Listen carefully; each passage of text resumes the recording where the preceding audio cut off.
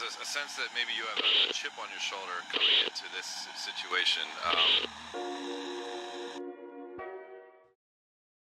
Right now, there is currently a high school basketball player who is very, and I mean very good. He's extremely athletic, he has a good shot, he has solid handles, and he's not even a liability on defense, and he has good size. So all in all, he's nice. As to when I'm speaking and making this video, he's listed as a 3-star recruit and he's coming in at roughly 6'4" and 175 pounds. There's many people out there who think if you're not a 3, 4, or 5-star recruit that you can't get offers and you can't play college basketball, but that's completely wrong. I don't think some people quite understand if you are regarded as a 3-star recruit or higher, you're arguably the best of the best. You're really in that top tier category for a high school player going into college. To put it more into perspective, there's more unranked players who go to college and play sports than ranked players. There's players not just in basketball, but in every sport every year who go into college unranked, and then some of them even get to the league and they're good players on the college team.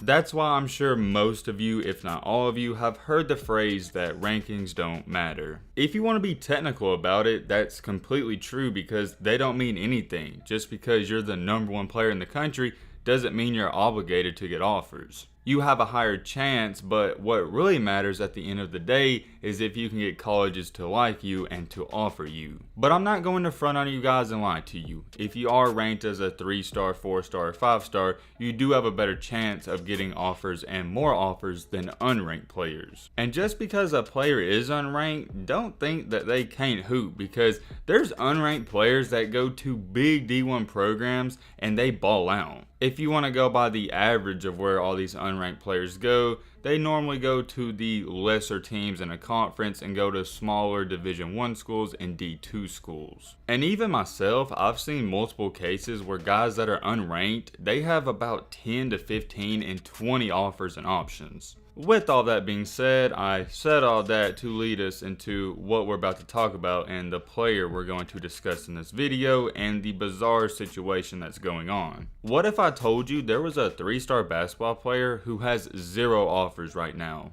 Legitly, what would you think? For me, I would say that he's probably having some problems with going to jail, or he's getting in trouble, or something like that's going on. Ironically, that's not even the case with this player, and coaches are straight up refusing to offer him. He's not a bad kid, he's one of the most humble people you'll ever meet, and if anything, he's the best kid you'll ever talk to. He's a really nice dude, he doesn't get in any trouble, he stays in his own lane, and he works on his craft. If you haven't picked up on it by now, or even took a guess at who I'm talking about, we're talking about Hansel Emmanuel. He has one of the best basketball stories you'll ever hear about, and I've already told that in a different video on this channel, so if you want to check it out, feel free to do so. We're not here to talk about that, we're here to talk about what's going on with him and these coaches. I want to say his stats and his physical stature real quickly so you can get another perspective before we go on. Hansel is 6'4", 175 pounds, 3-star recruit, and oh yeah, he's really athletic. He's also in the class of 2022, so next year he'll be a senior. Like I've said, he's looked at as a 3-star recruit, but he is yet to receive a college offer. I know not everybody's gonna know a lot about his game, so let me just break down some things that stick out to me. I'm gonna give you the numbers because I think they are the most impressive. Early on in AAU this summer, he had a 4-game span where he scored over 20 points. During that span too, he also had a double-double, and he was averaging roughly 14 to 15 points per game. You would think somebody who's almost 6'5" can jump out of the gym and he's averaging almost 15 points against great competition would have colleges drooling over him. But no. I have to address the elephant in the room and the only bad part about his game, and it's nothing he can help, but he only has one arm. The fact that he's out here not just going out there and running and scoring a couple points a game, but he's almost dominating his competition sometimes is unreal. He has one arm and he's playing better than most people with 2 arms. I don't even want to get into the conversation about what he would be doing if he did have 2 arms, because you're talking about a legit NBA prospect. But unfortunately, we can't have that conversation. But still, what he's doing, it's remarkable, and you may not like me, you may not like my takes, and you may hate everyone, but I don't know how you can hate this guy. You gotta give him your respect. I know he's not the first player with one arm to get a lot of buzz and noise, but he's one of the most recent ones. I do feel like I need to address this too. There's a lot of people saying that his competition takes it easy on him because they feel sorry for him. I can understand where you're coming from, but at the same time, from all the video clips I've seen, people are trying hard on him, and I've even seen him get double teamed at times. I also know some people are going to say, well, college coaches aren't offering him because in college they're going to force him left, but if you watch his film, you can see that they force him left in high school, but he can still go that way. It's not as good or as efficient as a person with a left hand or two hands, but you get the point. I'm going to be very blunt in my next statement, but before I say that, I do want to say that this kid's awesome. His story and everything, it's awesome, and he's a great guy. I'm not going to sugarcoat this, and it's not even disrespectful, but college coaches aren't offering him because he only has one arm. I gotta tell the truth and be real with all of you. As great as he is and as great as his story is, he's a liability at the next level. Well, Matt, he's doing good at high school, and he's putting up points, and he's looking solid. Yes, I agree, but college is a different story. High school competition, even AAU, it's not as hard as college and even the NBA. Him at the next level simply won't work, and there's no other way to put it. Do I think he's good enough to go to college? Do I think he can beat the odds and prove all these coaches wrong? Yes and no. I think he's good enough to be a college basketball player, but not for a major D1 program like Duke, Kentucky, Michigan State, and all the big time programs we all think about. Even with him having only one arm, I think he could play for a lower D1 team that's not so good, and he could be a star player on a Division II team. That's my take on it. Let me know how you feel in the comments section. But back on topic with these college coaches, will they offer him? Here's how they're looking at it. All of these coaches get a very limited amount of scholarships that they can offer to all these kids, and when you offer a kid a scholarship, you are thinking that he can come in and play and help your program. What's going through all of their heads is that he's a weakness for their team and he's not going to be able to be productive. And I'm talking about even as a bench player and a practice player, and here's why. And once again, I want to say this, it's no disrespect to Hanzell Emmanuel, he's a great guy, I'm just trying to tell you how it is. Let's just say, for example, I'm not saying this is going to happen, but Coach Calipari at Kentucky, he gives him an offer, not thinking he's going to play big time minutes, but he could be on the scout team and be a bench player and help them in practice. Let's say Kentucky's about to play Florida, and Florida has a star point guard who's left-handed and he loves going left. So throughout that week, John Calipari is going to design his scout team, whoever the point guard is for them, to be, a left-handed point guard and go left, and he's going to force his team to try to take it away to get ready for the game. I think you see and know where I'm going with this by now. Hanzell doesn't have that left hand, so he really can't even help teams in practice. And then if you want to go even farther, Kentucky is most notably known for having a dribble drive offense. And in that offense, the 1, 2, and 3, they're going to be coming off and catching the ball off a handoff, and sometimes, and I've seen it a lot, they have to go left, and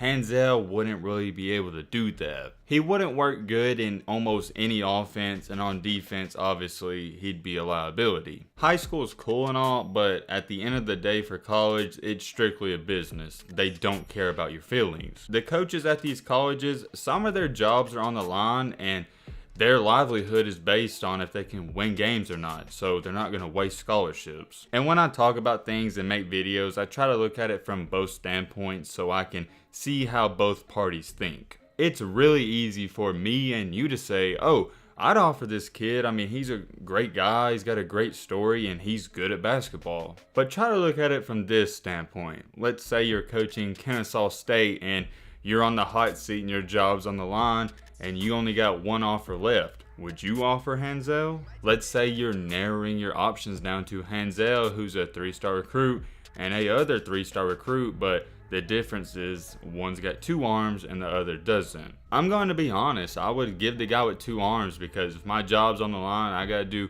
everything to protect that and put my team in the best situation to win. As sad as it is to say it, and I hate to say this, I really do, Hanzal doesn't do that, and he doesn't put your team in the best situation. And I'm sure by now most of you know that I do not mind expressing my opinion, and I also don't mind if that makes people mad or sad or whatever, but I really hated saying what I just said. It's the truth, and the truth hurts, and that's the bottom line. I've probably said it 100 times in this video, but he's such a great kid, and it hurts to say anything negative about him, even if it is the truth. I think this is a better way to put it. Giving him an offer is very, very, very risky. It's really hard to justify offering Hanzal Emmanuel if you're at a big time program. If you're a lower D1 program and Division II, I don't think it'd be as controversial. I think he will get a shot to play at the next level. He's about to be a senior and he still hasn't gotten an offer yet. I don't think it's going to be major D1 or maybe even lower D1, but I'm sure he'll get a D2 or D3. And even if he does go to college, I know there's going to be some people hopeful and excited about that, but I wouldn't get too excited or too happy because he's not going to do anything. If he had 2 arms and wasn't at a disadvantage, yeah, we'd be having a completely different conversation. 1, I would be shocked to even see him play meaningful minutes, and then 2, if he is playing meaningful minutes, I don't think he'd even average 4 to 5 points per game. I've also seen some people saying, does he have a chance and he could possibly get to the NBA, and I don't even know what to say about that. Just stop it. The NBA is arguably one of the hardest things to ever get into. Think about it. There's only 60 picks every single year, and some of the people that get picked don't even get on the team. If you want to say he could play professional basketball overseas or play in the G League, I could understand that and we could have a conversation. That would still be hard, but I think it'd be reasonable. But the NBA, no way. I'm wishing Hanzal Emmanuel the best of luck. Awesome story, but sometimes you gotta be real with yourselves, and I'm trying to be real with all of you. And before some people try to say, oh, well, you're just doubting him, that's gonna give him more fuel and motivation, I'm not doubting him. I'm just being real. Before you even want to bring up overseas or NBA, let's wait till he gets his first college offer, then we can talk again. You do have to keep in mind though that he's already beaten the odds. To be doing what he's doing now, it's unthinkable and almost impossible, so I wouldn't be shocked to see him play professional somewhere. Go show him some love on Instagram and all of his social media platforms. It's Hanzal Emmanuel. You can find it if you look it up, and he's got one of the most inspirational stories. Like I said, if you haven't seen my video talking about his story, go check it out. With all that being said, that's going to wrap up this video. I hope you guys enjoyed. Hope you guys learned something. If you're new to the channel, what are you doing? Join the family. Hit that subscribe button and leave a like for more. Hope you guys enjoyed. And as always, let's be great. I'm out, y'all. Peace.